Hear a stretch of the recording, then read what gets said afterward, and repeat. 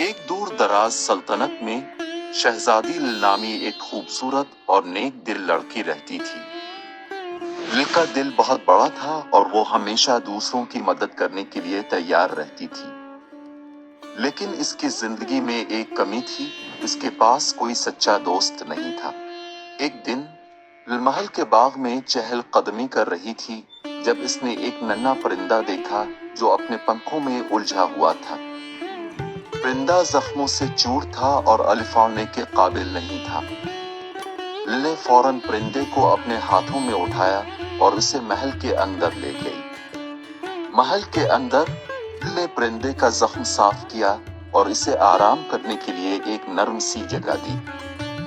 پرندے نے اپنی آنکھیں کھول کر لل کو دیکھا اور اس کی محبت کو محسوس کیا۔ چند دنوں میں پرندہ صحت یاب ہو گیا اور لل کے ساتھ محل میں گھومنے لگا۔ ایک رات جب لل اپنے کمرے میں سو رہی تھی، پرندہ اس کے پاس آیا اور انسانی آواز میں بولا، شہزادی لل، میں ایک جادوئی پرندہ ہوں۔ تمہاری محبت اور دیکھ بھال نے میری جادوئی طاقتوں کو بحال کر دیا ہے۔ میں تمہاری مدد کے لیے یہاں ہوں۔ لل حیران رہ گئی اور اس نے پرندے سے پوچھا، تم میری کیسے مدد کر سکتے ہو؟ پرندے نے کہا، میں تمہیں ایک سچا دوست دے سکتا ہوں جو ہمیشہ تمہارے ساتھ رہے گا۔ اگلے دن لل محل کے باغ میں ایک لڑکا عمر سے ملی۔